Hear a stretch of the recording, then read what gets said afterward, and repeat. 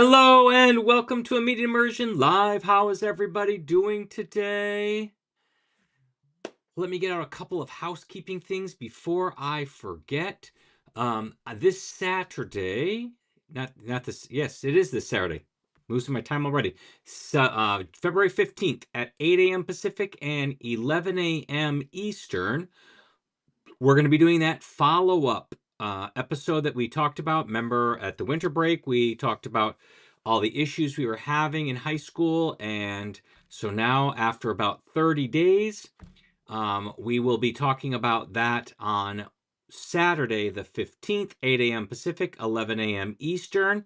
So you can go to my YouTube channel. Here is the link to get the live sessions, and you'll be able to see it. If you don't catch us live on Saturday morning, you can always watch the replay. So that is this Saturday. And if you haven't been watching our CI stories, where we're interviewing everyday teachers about their CI experience, go ahead and go to that same link, mm.us/live, and you can check out those. We've done 3 episodes so far.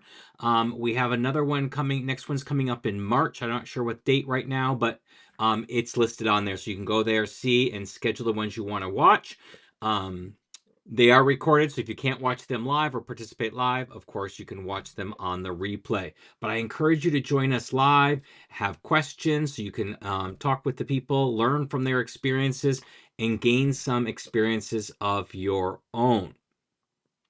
So with that, let's go ahead and get started on today's topic. Today, we're talking about mastering proficiency-based rubrics and how you can create yours in just a few minutes. So let's go ahead and get started with that in just a moment after we watch our intro.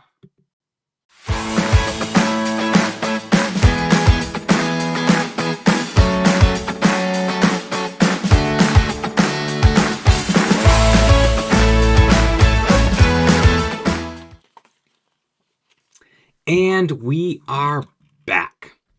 So let's talk about those rubrics. This is one of my areas that I really enjoy writing a rubric. And I haven't had to write a rubric in a while because I've got it down to the finer points. It works really, really well for me, the rubrics that I have. For a few years, I had to go away from the rubrics. I was at an IB school, but my current school is not IB, so I'm free to use those rubrics back again. And they're really, really helpful. I've honed them over the years, and they really do pinpoint the proficiency level of each individual student. So I really, really do enjoy them. And if you want to get at least a starting point with my rubrics, you can go to this link, mm.us/rubrics, and you can download them for free and see if, start use them as a starting block. You can use them as is. You can make adaptations to them, make them work for you. There is a writing rubric, a speaking rubric, and a conversation rubric for that interpersonal skills. So let's talk about, first of all, the foundations of a proficiency-based rubric. And as always, if you have any questions or comments along the way, please just go ahead and put them in the chat. And if you're watching on the replay, go ahead and put them down in the comments. I check back often, and I'd love to interact with you. So first thing we need to do when we're talking about a proficiency-based rubric is define the proficiency levels clearly. So there's 2 major schools that we use, the ACTFL, the American Council on Teaching Foreign Languages, or the CEFR, which is the Central European Framework, I think is what it is. I'm not sure what the R stands for. I actually prefer the European version. It's clearer. There are only 3 levels, A, B, and C, and each level is divided into 2. Low and high, so A1, A2, B1, B2, C1, C2.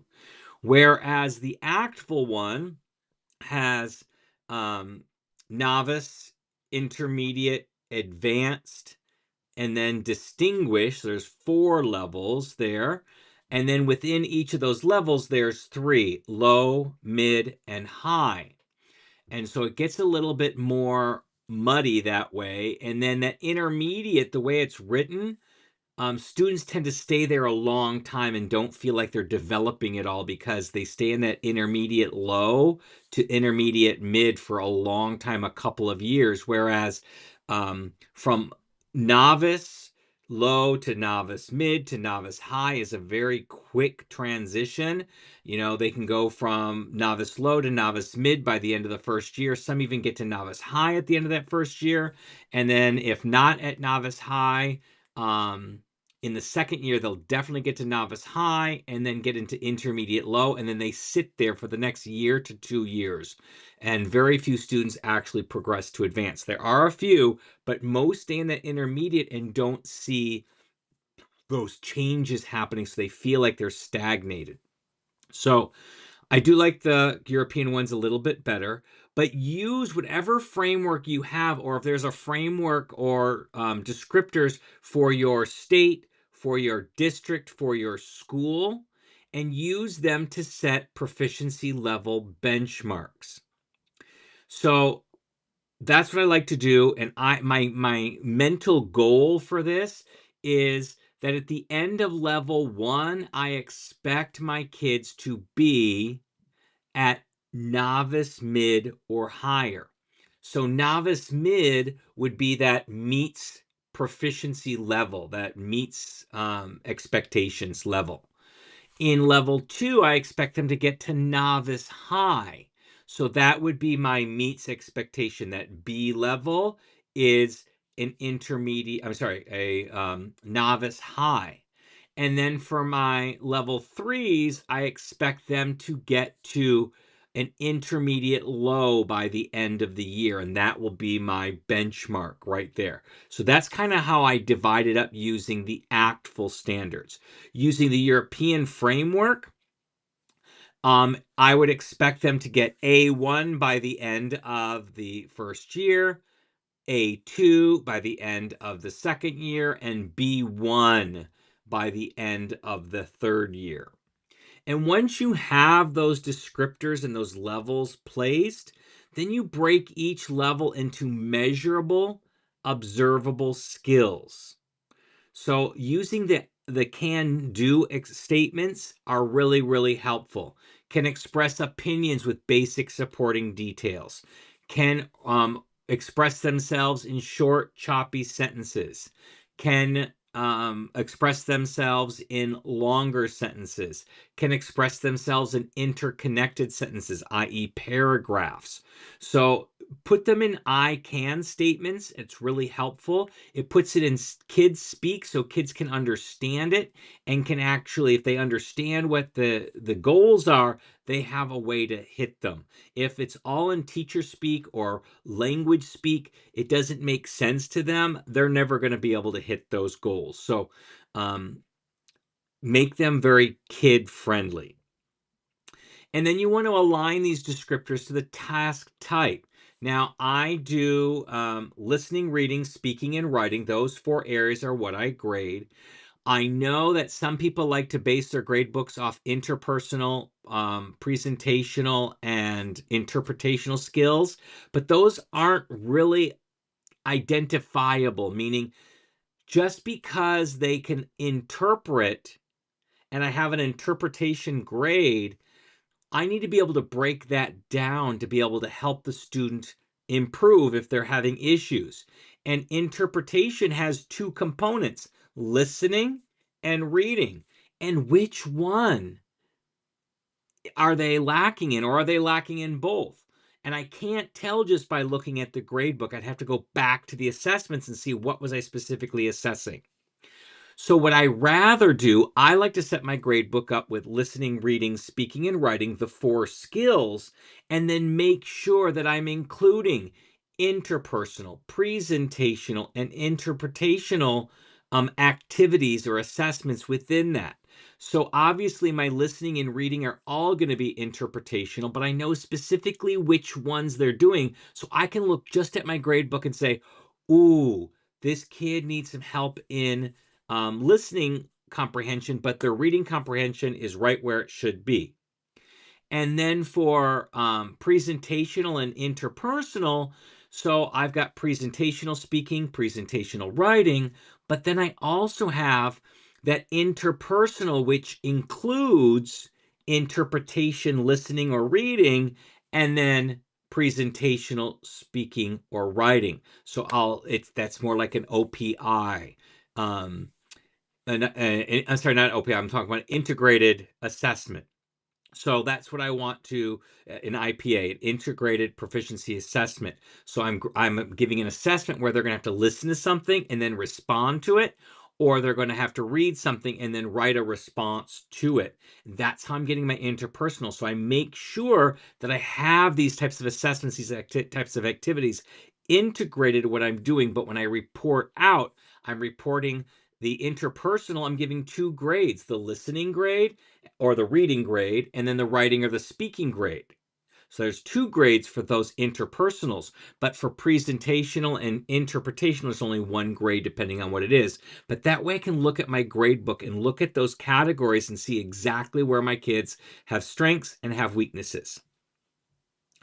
We also want to focus on the communication goals. So structure your rubrics around the modes of communication, which is what I just was talking about. So that interpretive, the interpersonal, and the presentational. And we want to use the language that emphasizes the understanding and effective communication over accuracy. So they don't need to know every single word that they read or that they listen to. They just need to understand what's going on, the overall ideas, and be able to pull out some details. But if they miss this word or that word, yes, they're not being accurate, so they could be marked off of that. But if they understand what's going on, that's fine.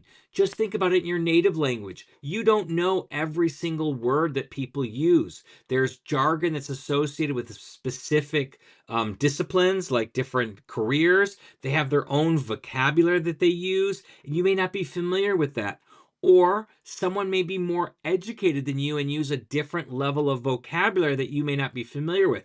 It doesn't mean you don't understand them. We use context clues and other clues to be able to put the whole meaning together. So we want to emphasize overall communication. And the same thing with speaking and writing. They're going to make mistakes. They're beginners. Even after 4 years of study, they're still beginners. And they're going to make mistakes. It's not a big issue as long as they're actually communicating and other people who speak the language can understand them. So I'm not looking at them to be 100% accurate all of the time.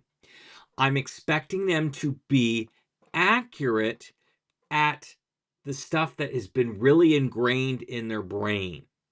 And then the stuff that they're trying out, that they're experimenting with, that their brain hasn't really soaked into the brain, that stuff they're going to make some errors. But as long as they're understandable, that's what I'm looking for. I'm not looking for complete accuracy. Think about children. When they are speaking their native language, they make mistakes. It doesn't mean the parents don't understand them. And you might be in your everyday life, you might interact with people whose English is not their first language, and they may make some mistakes, but it doesn't mean that you can't understand them. So I want to focus on that because the actual death of motivation is nitpicking them and picking out every single error that they make. They're not going to want to speak or write because they're afraid to make mistakes, and we don't want that to happen with them. And then we always want to include a specific section for task completion to ensure alignment with the objectives. So each assessment, we want to know exactly what we're trying to assess and what objective we're trying to hit so that we have clear understanding of what we're doing. We want to limit the number of criteria. So stick to 3 to 5 key criteria to make sure that it's really doable for students. I like to use 3 criteria in my writing and my speaking rubrics. The first is comprehensibility. I want to see, is what they're telling me comprehensible? If it is, then it's at least a C. If it's not, it's a D or an F. And for me, the difference between a D or an F is a D, there's some evidence of learning. And an F, there's no evidence of learning. So that's that part. Once I determine comprehensibility, so if they're already at the D or F, it's not comprehensible, I don't look at any other part of the rubric. There's no point. It's not understandable. But if it is, we know it's at least a C. And so to be able to determine what grade, if it's an A, a B, or a C, I'm looking at the complexity of the sentences. So basically what I tell my students, they are, if the sentences are short and choppy, there is a cat, the cat is fat, the cat eats a lot. Those are C sentences. B sentences are longer with a little bit more description and often contain ands, buts, or ors. So there is a cat and he eats a lot. Okay. And then those are my B sentences. And then my A sentences are the most complex. They are the longest sentences. They have lots of detail in them and they often contain therefores, becauses, and sinces. So there is a fat cat because he eats a lot. Those are my A sentences. So now I've got a basic figure where they are. Are they an A? Are they a B? Are they a C? I've got that. I also have, if it's not comprehensible, are they a D or an F? My next thing, and this is something new I've added to my rubrics, I call it control. How much control over the tenses and the verbs do they have? And all this is going to do is slightly up the grade or slightly lower the grade. So it's not going to change them. If they're already an A, it's not going to change them out of an A. But it's going to tell me, are they an A plus, or are they an A minus, or they are just a flat A. So if they have really good control over the verbs, then I'm going to up the grade slightly. So from a B to a B plus, from an A to an A plus, from a C to a C plus. If they don't have good control, then I'm going to lower the grade slightly from an A to an A minus, from a B to a B minus, from a C to a C minus.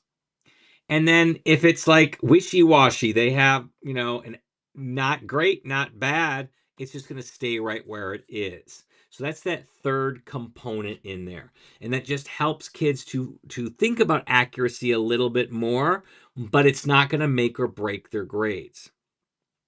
And as we talked about before, we want to use clear and concise wording to avoid overwhelming students. We want it to be in student speak so that they can understand it, that we don't have to explain it to them. Obviously, we want to go over the rubric with them, but we want them to be able to read it on their own and be able to use that rubric on their own to evaluate their own samples that they have before it actually gets to us to grade. And we also want to ensure that the rubric fits on a single page for easy usability. If they have to flip from one side to the other, or gosh forbid, it's 2 pages, it's too much. So get that rubric to fit on 1 page. Limit your words. That's the easiest way to do that.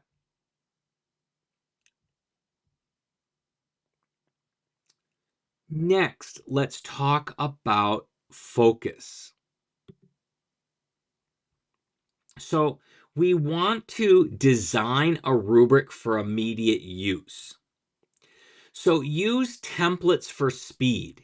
So start with a pre-designed proficiency rubric template. It could be one from Actful or from CFR, or one from your district or from your school, or one that I shared with you in the rubrics.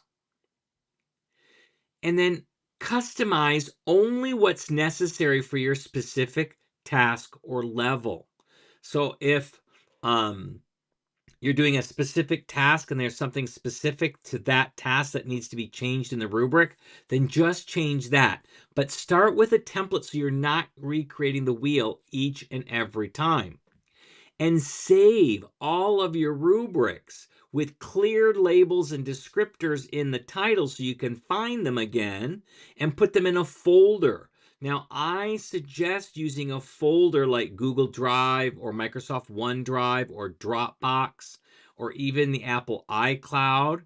But make sure it's in your own name. Don't use the one the school gives you, because if you ever leave that school, that stuff is really hard to get out of it. I know a teacher did it. She was moving from the middle school to the high school, and those are two districts in our area. And she spent days trying to download everything from her Google Drive over the 15 years or so she worked at the middle school. So you definitely don't want to do it on your school version. So I have my own personal version of Google Drive. I make a folder called Rubrics, and then within that I have level 1, level 2, level 3 rubrics, and then within that I have speaking, reading, writing, and listening rubrics, and they're all in there so I can always find them easily. They're labeled appropriately, and then I can just tweak those right off the bat easily. Nice and simple. And then you will add those task-specific details. So you're going to modify the rubric to include criteria specific to the language task. For example, maybe they're writing something about what they did over the weekend, and so you might want to put something in there about using the past tense.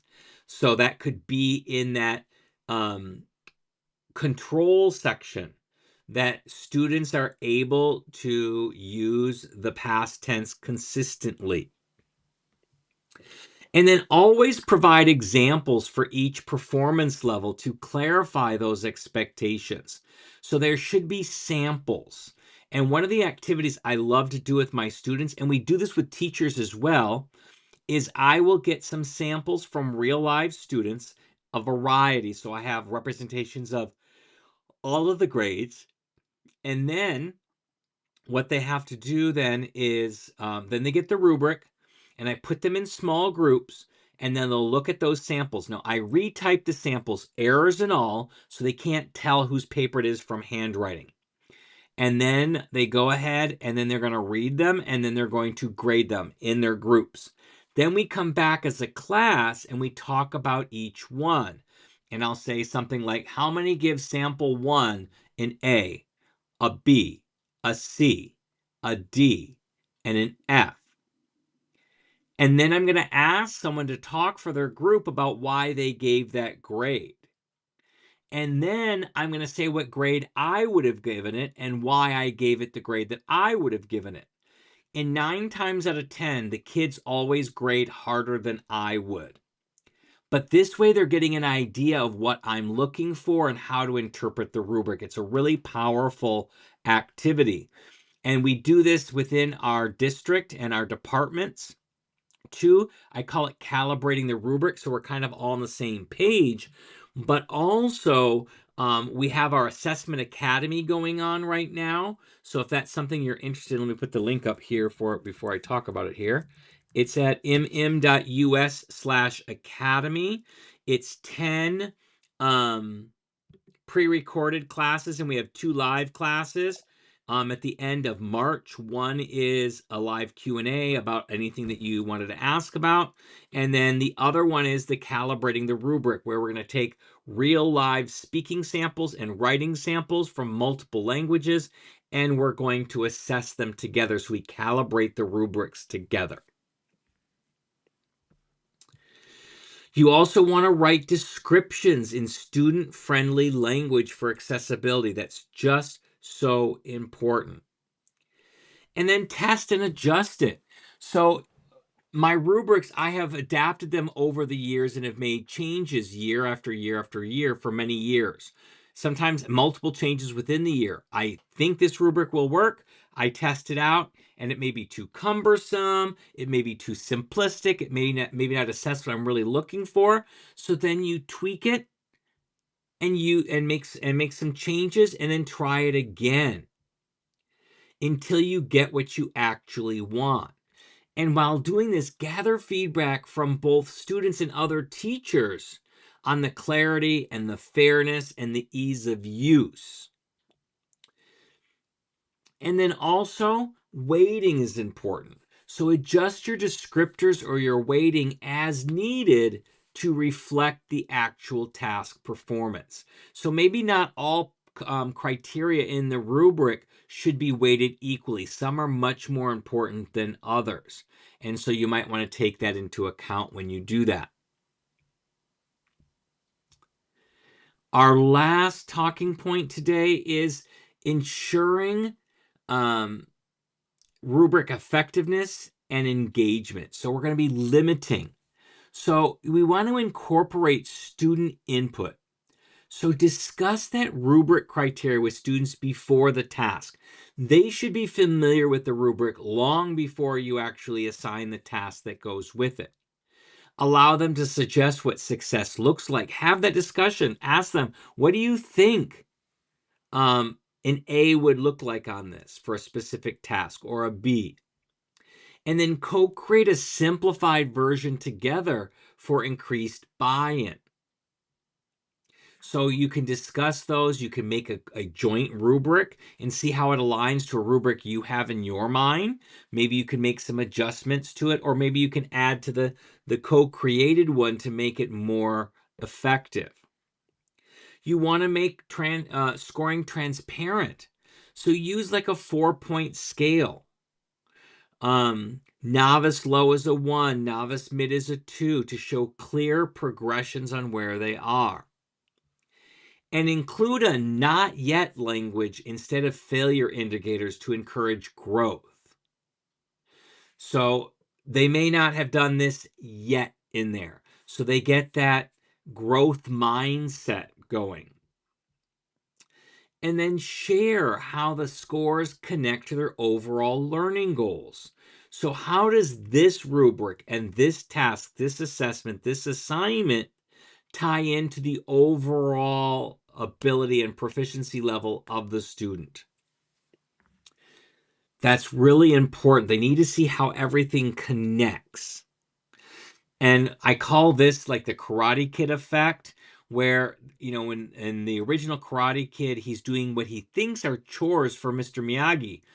But in actuality, Mr. Miyagi's using the chores to teach a specific skill, a specific movement. And then at the end, he sees how they're all put together. That's what we're talking about here by showing how everything is interconnected.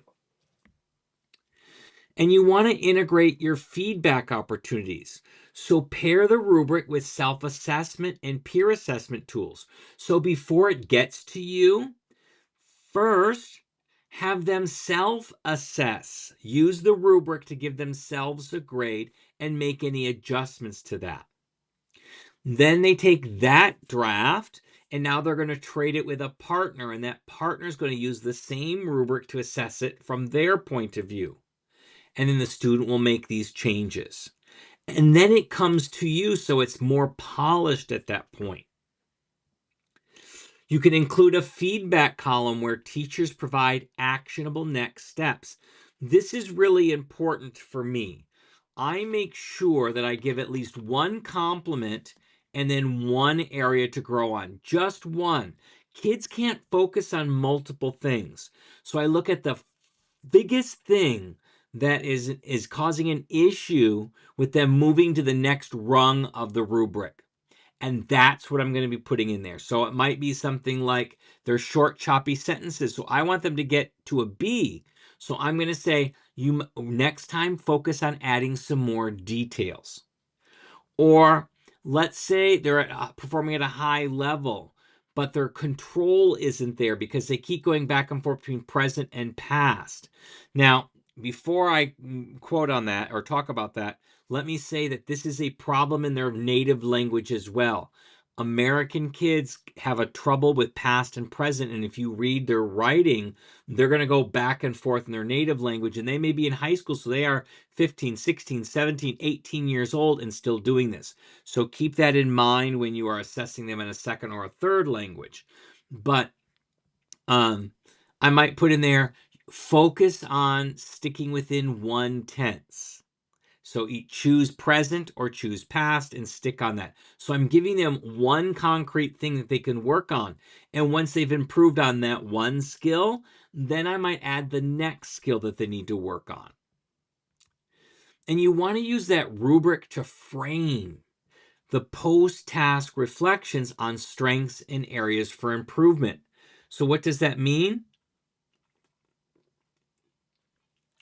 You want them and you to reference the actual rubric when you are giving them areas for growth, or they're reflecting on it, so they're actually referencing the rubric so they can see where they are and where they need to go to be able to improve on that.